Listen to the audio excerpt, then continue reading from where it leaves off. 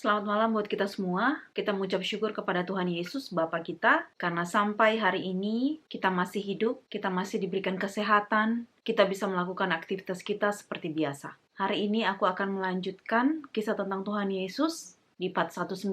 Bagi kalian yang belum nonton di part-part sebelum ini, silakan kalian nonton dari part 1 sampai 194. Sebelum kita lanjutkan firman Tuhan, kita berdoa, kita undang Roh Kudus. Bapa di sorga, terima kasih ya Bapa untuk malam hari ini Bapa. Anakmu datang ke hadirat-Mu yang suci, mengucap syukur, berterima kasih atas segala kasih karunia, berkat yang Kau berikan kepadaku, kepada masing-masing kami Bapa. Engkau memberikan kami kesempatan hidup. Engkau memberikan kami kesehatan yang tidak bisa dibeli dengan apapun. Hingga pada saat ini kami bisa melakukan aktivitas kami Bapa seperti sedia kala. Anak-anak-Mu di sini akan membaca firman-Mu Bapa, kiranya setiap firman yang akan kami baca, kami mengerti dan kami memahami apa yang ingin Engkau sampaikan kepada hati dan pikiran kami masing-masing. Bapa di sorga, ajari kami Bapa supaya setiap firman-Mu kami hidupi, dan biarlah firman-Mu ini bertumbuh, berakar, dan berbuah di dalam kehidupan kami masing-masing. Dosa kami yang begitu banyak ya Bapa, Engkau hapuskan supaya jangan terhalang berkat-berkat yang akan Engkau berikan kepada kami masing-masing.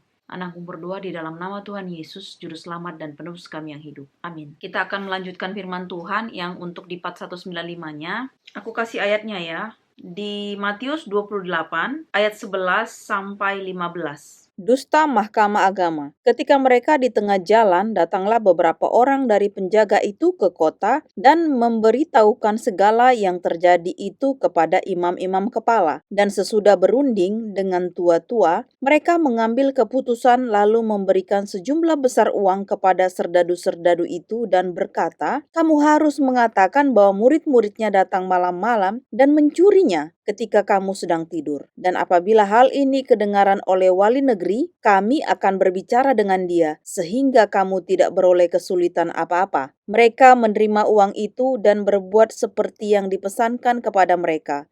Dan cerita ini tersiar di antara orang Yahudi sampai sekarang ini. Jadi tadi kita sudah mendengar firman Tuhan, bagaimana ketika di part 194, ketika Yesus bangkit dari antara orang mati dan dia pertama kali menunjukkan dirinya kepada Maria, dan di situ aku sudah jelaskan di part 194, silahkan kalian nonton di sana supaya videonya juga nggak lama, bagaimana Tuhan menunjukkan kepada si Maria, kalau mau dibilang Maria ini adalah orang yang kasihnya itu tidak pernah berhenti kepada Tuhan semenjak dia diselamatkan oleh Tuhan ketika dia kemasukan 7 roh jahat. Jadi Maria menghabiskan waktunya, hartanya hanya kepada Tuhan. Jadi dia memang benar-benar mencari Tuhan itu sendiri, mengasihi Tuhan itu sendiri. Jadi di sini waktu Tuhan sudah bangkit dan Maria menyampaikan kepada muridnya,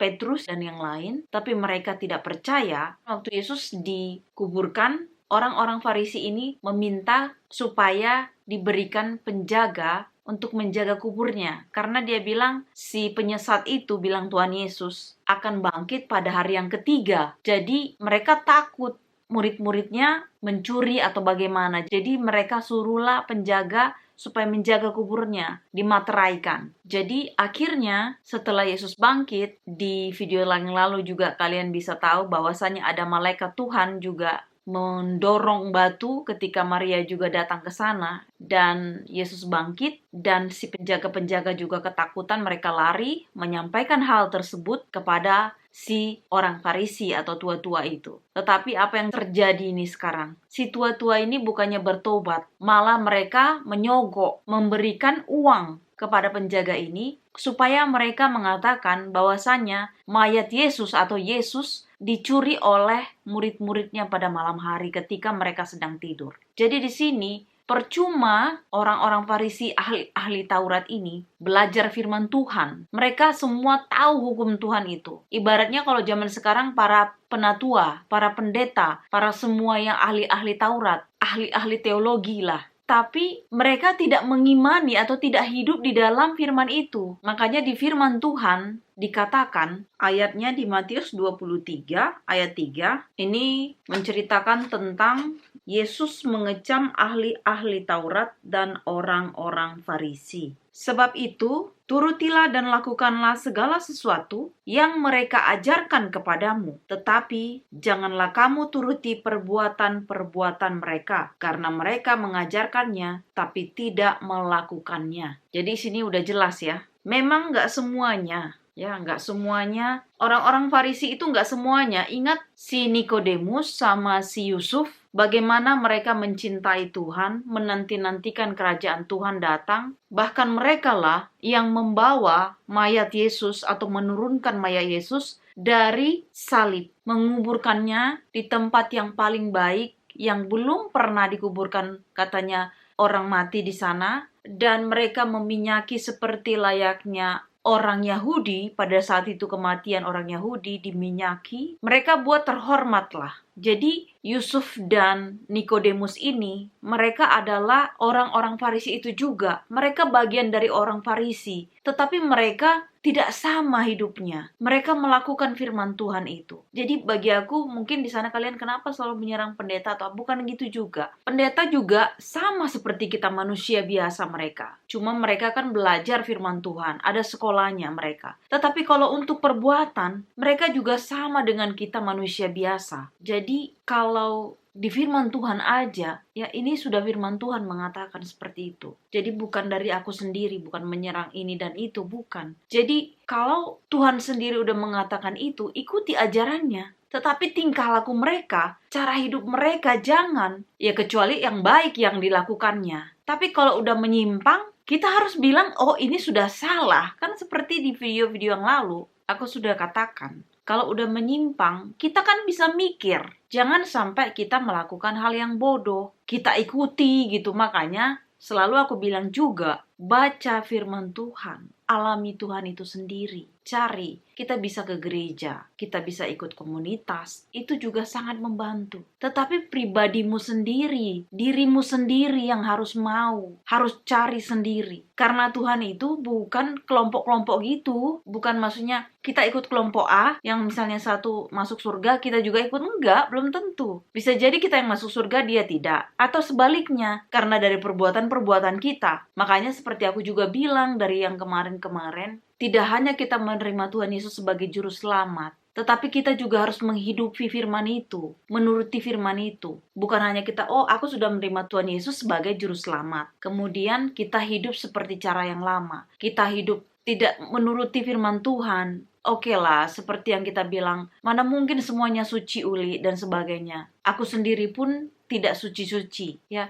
Tetapi cara hidupku yang lama, aku sudah tinggalkan. Kalau mau dibilang, itu udah jauh sekali, udah mungkin kalau sekarang itu yang menjadi pergumulanku itu adalah untuk namanya kecemasan akan hidup dan sebagainya. Tapi kalau untuk yang namanya cara hidupku yang lama, yang urak-urakan yang dulu, itu udah lama aku tinggalkan. Ya, jadi aku yang sekarang itu sudah nggak, dalam artian begini ya, kalau misalnya kita sesuatu yang kita masukkan ke dalam diri kita ini, tubuh kita ini, itu udah lama aku tinggalkan ya, dan hanya karena kasih Tuhan juga semuanya itu bisa aku lepaskan. Jadi bagi kalian juga di luar sana yang masih mungkin mengkonsumsi atau apalah itulah pokoknya yang memang benar-benar itu tidak baik untuk tubuhmu, memang itu benar-benar menjoroki. Kan tubuh kita adalah Ka'bah Allah. Ya, jadi kita kayak buang sampah ke dalamnya, mengotori, itu tinggalkan. Mungkin gak mudah, aku berdoa juga buat kalian supaya kalian juga cepat sadar, bertobat, dan kalian juga bisa diselamatkan oleh Tuhan untuk meninggalkan hal tersebut. Tapi dari diri kalian juga harus mau. Kalian sendirinya harus mau dulu. Tuhan itu di depan, di belakang, di samping, di mana-mana dia ada. Sama seperti waktu kemarin Maria. Di belakang Maria kan dia sibuk menangis dengan sedihnya. Tetapi itu pun Tuhan lihat, Tuhan perhitungkan ketika Maria juga setia. Walaupun dia dalam kekhawatiran di situ, kenapa Tuhanku? Kemana dia? Tetapi di situ Tuhan juga melihat kesetiaan Maria. Di dalam kecemasannya, dia lihat kesetiaannya menantikan Tuhan, mencari Tuhan yang hilang, yang sebenarnya sudah bangkit. Tetapi saking dia memang benar-benar mencari Tuhan itu, Tuhan datang. Tuhan bilang, Maria. Walaupun dia masih menganggap Tuhan itu bukan Tuhan, dipikirnya itu penunggu taman. Tetapi ketika Tuhan mengatakan Maria, kemudian dia langsung seperti mau memegang Tuhan. Saking Maria itu seperti merasa sukacita yang besar itu nggak bisa tergambarkan dia sampai dia memegang tubuh Yesus. Jadi di sini aku juga mau mengatakan, misalnya kan ke gereja, bertemu komunitas, itu nggak apa-apa, baik, semuanya baik. Tetapi kalau misalnya kita selalu berpatokan sama mereka, kitanya nggak isi sendiri, kita nggak cari Tuhan itu sendiri secara pribadi kita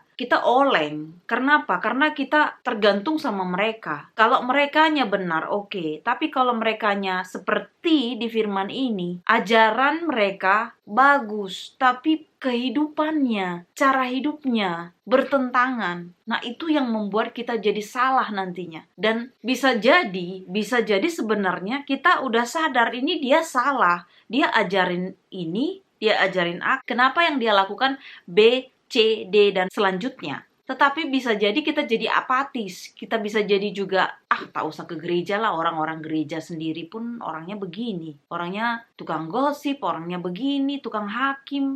Jadi kita pun jadi malas ke gereja jatuhnya. Tetapi sebenarnya bukan itu. Sekalipun kita lihat ada di gereja itu orang seperti itu, ya bagi aku pribadi ya aku kalau mau ke gereja aja gitu. Aku lihat Tuhan aja. Karena semua manusia juga sama, sekalipun dia pendeta. Dia juga punya kedagingan, dia bukan malaikat, dia punya amarah juga, dia punya namanya juga sensitif dan sebagainya. Jadi kalau kita memang mau ke gereja, tujuannya ke Tuhan aja, langsung ke Tuhan aja. Jadi kalau ada yang ini dan itu segala macam ya, kita nggak usah fokus sama orang. Karena aku sudah pengalaman, kalau untuk di gereja, banyak yang gosip lah segala macam ya. Aku juga memang bukan orang yang suci-suci juga, bukan orang yang gini. Tetapi aku katakan aja memang apa adanya. Kalau misalnya seperti ini ya udah gitu. Tapi kalau misalnya juga ada orang-orang yang mencoba yang aneh-aneh gitu ya, bagi aku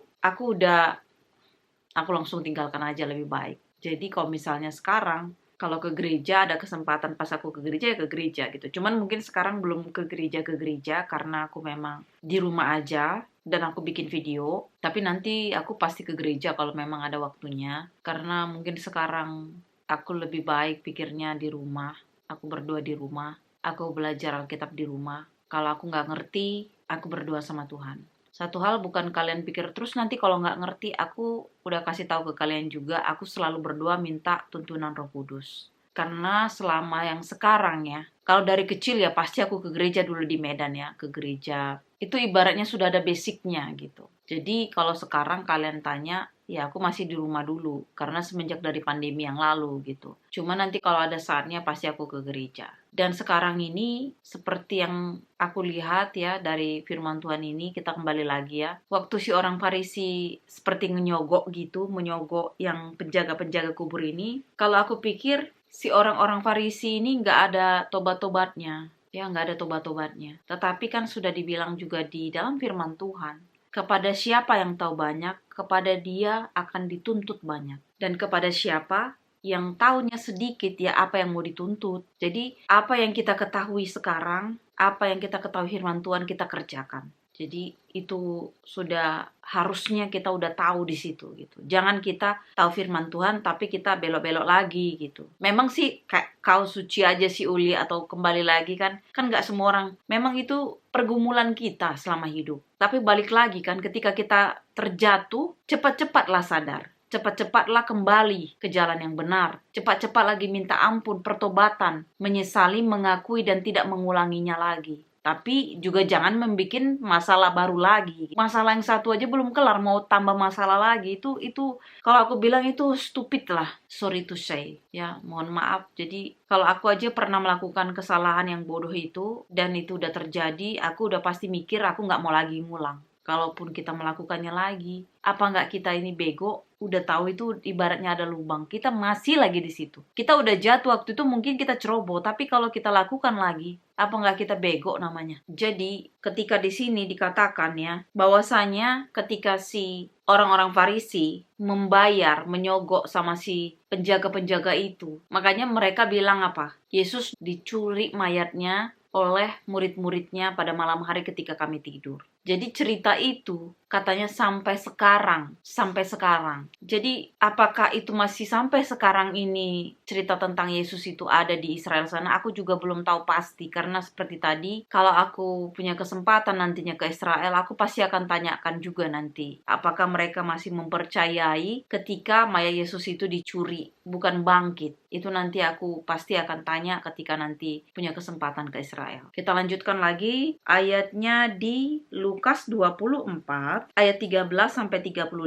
Yesus menampakkan diri di jalan ke Emmaus. Pada hari itu juga, 2 orang dari murid-murid Yesus pergi ke sebuah kampung bernama Emmaus, yang terletak kira-kira 7 mil jauhnya dari Yerusalem. Dan mereka bercakap-cakap tentang segala sesuatu yang telah terjadi. Ketika mereka sedang bercakap-cakap dan bertukar pikiran, datanglah Yesus sendiri mendekati mereka, lalu berjalan bersama-sama dengan mereka. Tetapi ada sesuatu yang menghalangi mata mereka, sehingga mereka tidak dapat mengenal Dia. Yesus berkata kepada mereka, "Apakah yang kamu percakapkan sementara kamu berjalan?" Maka berhentilah mereka dengan muka muram. Seorang dari mereka, namanya Kleopas, menjawabnya, "Adakah engkau satu-satunya orang asing di Yerusalem yang tidak tahu apa yang terjadi di situ pada hari-hari belakangan ini?" Katanya kepada mereka, "Apakah itu?" Jawab mereka, "Apa yang terjadi dengan Yesus orang Nazaret? Dia adalah seorang nabi yang berkuasa dalam pekerjaan dan perkataan di hadapan Allah dan di depan seluruh bangsa kami. Tetapi imam-imam kepala dan pemimpin-pemimpin kami telah menyerahkan dia untuk dihukum mati, dan mereka telah menyalibkannya. Padahal kami dahulu mengharapkan bahwa dialah yang datang untuk membebaskan bangsa Israel. Tetapi sementara itu telah lewat 3 hari sejak semuanya itu terjadi. Tetapi beberapa perempuan dari kalangan kami telah mengejutkan kami. Pagi-pagi buta mereka telah pergi ke kubur dan tidak menemukan mayatnya. Lalu mereka datang dengan berita bahwa telah kelihatan kepada mereka malaikat-malaikat yang mengatakan bahwa ia hidup. Dan beberapa teman kami telah pergi ke kubur itu dan mendapati bahwa memang benar yang dikatakan perempuan-perempuan itu, tetapi dia tidak mereka lihat. Lalu ia berkata kepada mereka, "Hai kamu orang bodoh, betapa lambannya hatimu, sehingga kamu tidak percaya segala sesuatu yang telah dikatakan para nabi? Bukankah Mesias harus menderita semuanya itu untuk masuk ke dalam kemuliaannya?" Lalu ia menjelaskan kepada mereka apa yang tertulis tentang dia dalam seluruh kitab suci, mulai dari kitab-kitab Musa dan segala kitab nabi-nabi. Mereka mendekati kampung yang mereka tuju, lalu ia berbuat seolah-olah hendak meneruskan perjalanannya. Tetapi mereka sangat mendesaknya, katanya, "Tinggallah bersama-sama dengan kami, sebab hari telah menjelang malam dan matahari hampir terbenam." Lalu masuklah ia untuk tinggal bersama-sama dengan mereka. Waktu ia duduk makan dengan mereka, ia mengambil roti, mengucap berkat, lalu memecah-mecahkannya dan memberikannya kepada mereka. Ketika itu terbukalah mata mereka dan mereka pun mengenal dia, tetapi ia lenyap dari tengah-tengah mereka. Kata mereka seorang kepada yang lain, "Bukankah hati kita berkobar-kobar ketika ia berbicara dengan kita di tengah jalan dan ketika ia menerangkan kitab suci kepada kita?" Lalu bangunlah mereka dan terus kembali ke Yerusalem. Di situ mereka mendapati ke-11 murid itu. Mereka sedang berkumpul bersama-sama dengan teman-teman mereka. Kata mereka itu, "Sesungguhnya Tuhan telah bangkit dan telah menampakkan diri kepada Simon." Lalu kedua orang itu pun menceritakan apa yang terjadi di tengah jalan dan bagaimana mereka mengenal dia pada waktu ia memecah-mecahkan roti. Jadi tadi kita udah baca bahwasanya ada 2 orang murid Yesus mau ke Emmaus, katanya perjalanannya mereka dari Yerusalem ke Emmaus kira-kira 7 mil ya. Jadi mereka itu seperti kayak berbincang lah, biasalah kalau orang ada 2 orang atau berapa gitu. Jadi dari perjalanan pasti ngobrol-ngobrol kan, sama lah kayak kita. Sambil mereka ngobrol-ngobrol, mereka menceritakan tentang Yesus yang hilang atau cerita tentang kebangkitan Yesus dari Maria yang melihat kejadian waktu dikubur. Ya, ketika Yesus bangkit, kemudian ada 2 malaikat mengatakan bahwasanya Yesus sudah bangkit. Kenapa kamu mencari orang yang hidup di antara orang mati dan sebagainya. Kalian nonton aja di part yang sebelum ini ya. Jadi, singkat ceritanya, Yesus mengatakan, kalian lagi ngobrol apa sih? Gitu. Terus si orang ini, yang 2 orang ini kan murid Yesus juga ya katanya di sini. Mukanya katanya muram, seperti gini. Kok cuman dia aja nih yang nggak tahu tentang peristiwa atau kejadian yang baru-baru ini. Aku baca di sini ya. Lukas 24 ayat 16 sampai 19. Tetapi ada sesuatu menghalangi mata mereka sehingga mereka tidak dapat mengenal Dia. Jadi itu tadi, kalau Roh Kudus belum membukakan, mereka tuh nggak tahu bahwasanya itu Yesus itu. Yang datang itu Yesus, sama seperti waktu Maria. Ketika Maria belum dipanggil sama Tuhan, Maria, dia pikir itu kan penunggu taman. Jadi ketika dia dipanggil, baru dia, oh ini Rabuni gitu. Jadi di sini dikatakan lagi di ayat 17, Yesus berkata kepada mereka, apakah yang kamu percakapkan sementara kamu berjalan? Maka berhentilah mereka dengan muka muram. Seorang dari mereka, namanya Kleopas, menjawabnya, adakah engkau satu-satunya orang asing di Yerusalem yang tidak tahu apa yang terjadi di situ pada hari belakangan ini? Katanya kepada mereka, apakah itu? Jawab mereka. Apakah itu? Itu Yesus nanya, apakah itu? Bukan berarti Yesus nggak tahu ya. Tuhan Yesus nanya kan, apakah itu? Padahal Yesus kan bangkit dia sendiri. Apakah itu? Jadi kalau bagi ada orang yang berarti Yesus nggak tahu dong gini. Loh, Yesusnya udah bangkit. Yesus menanyakan itu artinya mau menjelaskan kepada orang ini. Orang yang nggak tahu ini. Bukan Yesusnya nggak tahu. Orang Yesusnya udah bangkit, makanya ditanya. Apakah itu? Aku lanjutkan ya. Jawab mereka, apa yang terjadi ini ya dari ayat 19. Katanya kepada mereka, apakah itu? Jawab mereka, apa yang terjadi dengan Yesus orang Nazaret? Dia adalah seorang nabi yang berkuasa dalam pekerjaan dan perkataan di hadapan Allah dan di hadapan seluruh bangsa kami. Jadi di sini mereka itu seperti ya memang nggak tahu lah ya. Dan di ayat lanjutnya nanti kan pasti ada nanti. Mereka memang ada kayak sesuatu menutup matanya. Jadi mereka nggak tahu. Sekalipun yang datang sama kita Tuhan, tapi ketika mata kita ini tidak dicelikkan sama Tuhan, Roh Kudus tidak membukakan, kita nggak tahu Tuhan itu ada. Kita nggak tahu Tuhan itu yang datang sama kita itu siapa gitu. Atau perkataan Tuhan itu kita nggak bisa. Bagaimana caranya? Itu tadi minta tuntunan Roh Kudus. Ketika pun aku contohnya menghadapi masalah-masalah, itu di dalam manusiaku ini udah pasti aku ketakutan, kecemasan. Tetapi kan firman Tuhan ini sudah sebenarnya ada. Aku akan menyertai engkau sampai akhir zaman, kata Tuhan. Sampai akhir zaman berarti di dalam kendalinya Dia kita ini, hidup kita. Tapi apakah kita menyerahkannya atau kita lebih sibuk dengan masalahnya kita ini? Kalau kita tidak menghidupi firman ini, sama seperti halnya kita, yaitu tadi orang-orang ini, 2 murid ini. Kita lupa.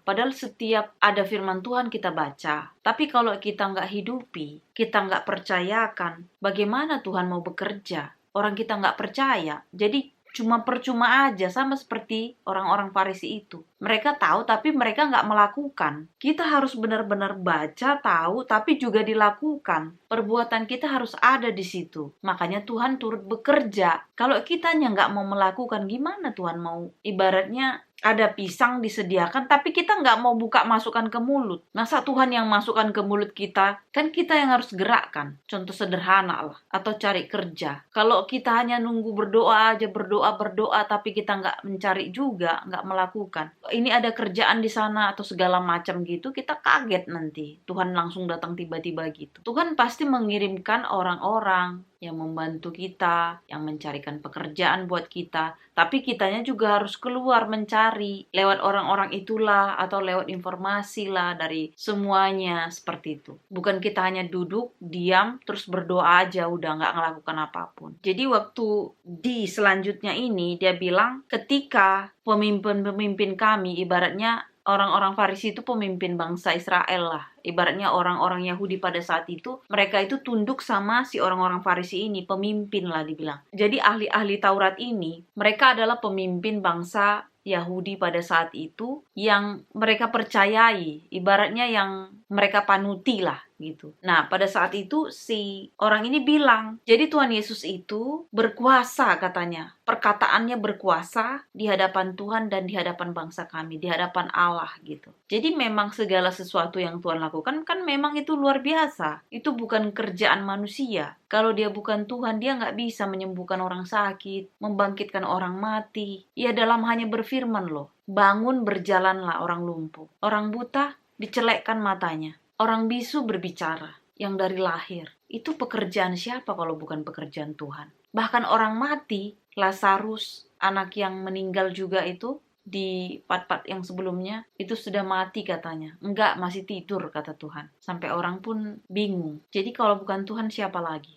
Nah, jadi pada saat itu katanya bangsa ahli-ahli Taurat atau pemimpin kami menyalibkan dia. Tapi setelah 3 hari katanya, ada para wanita-wanita dari kami datang untuk berziarah, tetapi mereka tidak bertemu dengan Tuhan Yesus atau mayatnya nggak ada di situ lagi.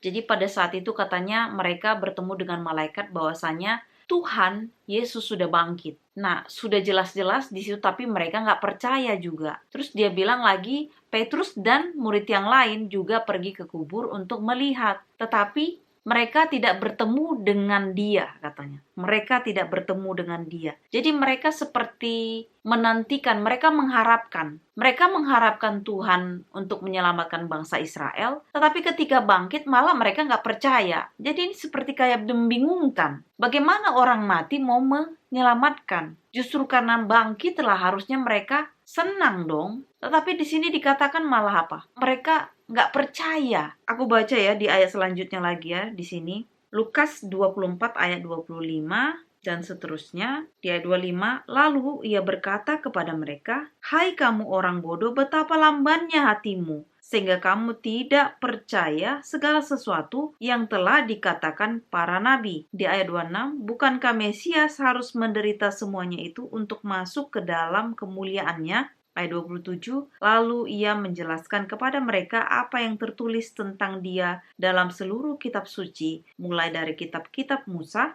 dan segala kitab nabi-nabi. Jadi ketika Tuhan Yesus bilang, betapa lambannya kamu, betapa bodohnya. Jadi ini bukan cerita tentang kok Tuhan kasar sekali dan sebagainya, bukan. Tetapi ketika itu terjadi sama orang-orang yang udah tahu kebenaran, dalam artian kok kamu nggak percaya sih? Berarti kan sebelum ini para nabi sudah menyampaikan kan, sudah ada kitab itu yang selalu dibacakan di bait-bait Allah pada saat itu. Tetapi kenapa kalian nggak percaya? Jadi Yesus selalu berbaik hati. Katanya apa di sini dijelaskannya tentang Yesus dari kitab Musa sama kitab nabi-nabi. Diterangkan semua. Seperti aku selalu bilang di video-video yang lalu, Yesus Tuhan tidak pernah pelit. Ketika kita bertanya sama dia, dia jelaskan. Walaupun sekarang mungkin kita nggak ketemu seperti orang ini di perjalanan dan sebagainya. Tapi ketika kita mau bertemu dengan dia, kita baca firman Tuhan,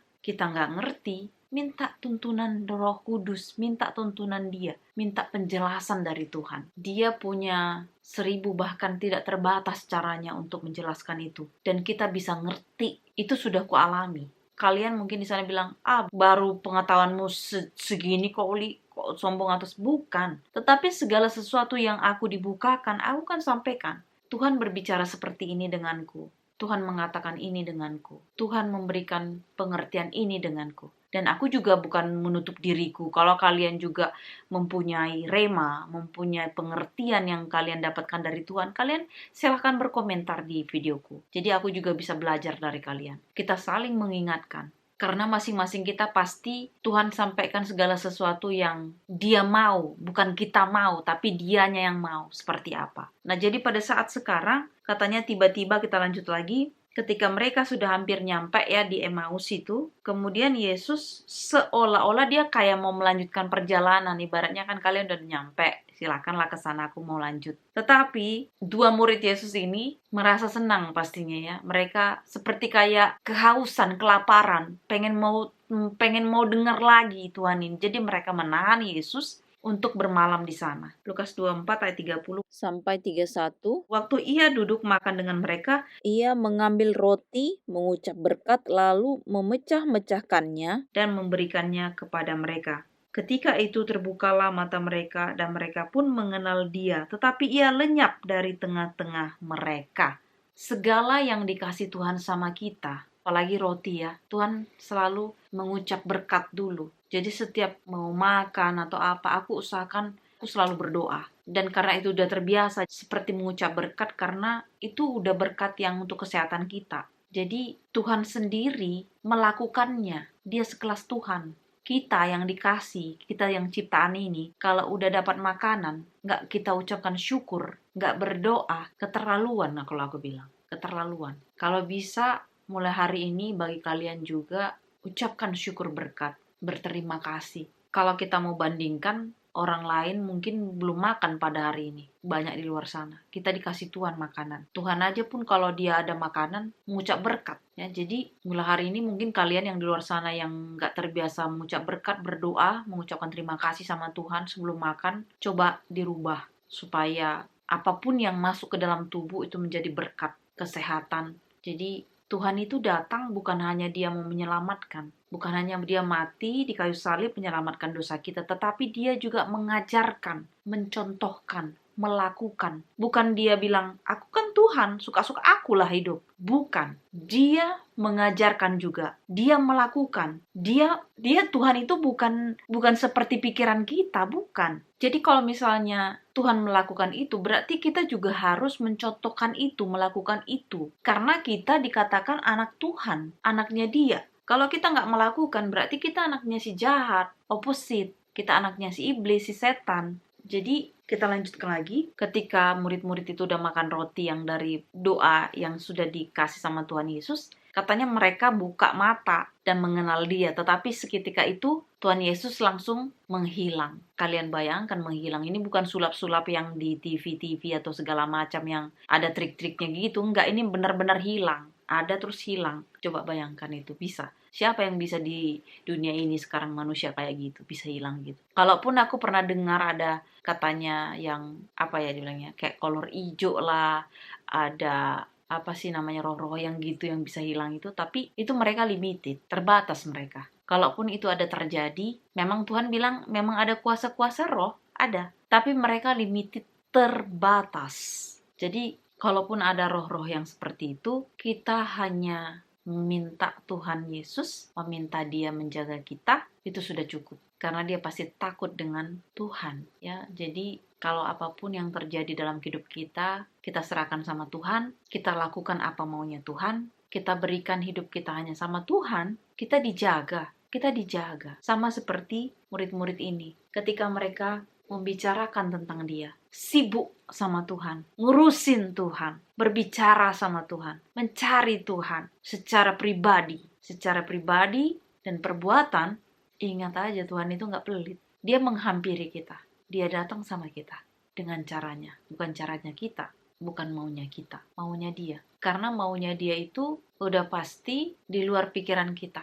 Kita segini, tapi Tuhan itu infinite. Dia bisa melakukan perkara-perkara yang besar, apapun itu. Jadi kita nggak perlu takut dengan apapun, dengan pergumulan ini juga bagi diriku sendiri, mengingatkan diriku sendiri, menguatkan diriku sendiri. Dan tentunya bagi kalian yang di sana, yang mengalami pergumulan apapun, cari Tuhan, bertobat, tinggalkan semua apapun yang hidupan yang lama, yang tidak berkenan di mata Tuhan. Tetapi cari Tuhan dengan segenap hatimu, bersandar sama Dia. Kalaupun bergumul untuk melepaskan segala sesuatu yang tidak baik, tetap minta sama Tuhan. Bergumul, mungkin gak sekarang lepasnya. Tapi kalau kita serius, kita jujur sama Tuhan, kita rendahkan diri kita mengaku di hadapan Tuhan, pasti Tuhan bantu. Tidak ada yang mustahil bagi Tuhan. Lukas 24 ayat 32-35. Kata mereka seorang kepada yang lain, bukankah hati kita berkobar-kobar ketika Ia bicara dengan kita di tengah jalan dan ketika Ia menerangkan kitab suci kepada kita? Di ayat 33, lalu bangunlah mereka dan terus kembali ke Yerusalem. Di situ mereka mendapati ke-11 murid itu, mereka sedang berkumpul bersama-sama dengan teman-teman mereka. Kata mereka itu, sesungguhnya Tuhan telah bangkit dan telah menampakkan diri kepada Simon. Lalu kedua orang itu pun menceritakan apa yang terjadi di tengah jalan dan bagaimana mereka mengenal dia pada waktu ia memecah-mecahkan roti. Di sini dikatakan si Simon katanya dikasih lihat sama Tuhan juga ya, tapi aku nggak nemu cerita Yesus menampakkan diri sama Simon. Karena waktu Maria mengatakan mayat Yesus nggak ada di situ lagi, ibaratnya di kuburan, kan Simon pergi, tapi mereka nggak bertemu. Cuman hanya lihat kain kafan dan kain peluh yang waktu Yesus mati. Tetapi di sini katakan si Simon juga melihat. Berarti ada mungkin yang tidak diceritakan atau bagaimana, atau mungkin kalian punya ayat yang bagaimana waktu Simon dinampakkan sama Tuhan atau Yesus menampakkan diri sama Simon. Silakan kalian komen. Tapi yang pasti di sini kedua murid itu menceritakan bagaimana mereka bertemu dengan Tuhan dan ketika matanya terbuka waktu mereka setelah makan roti yang telah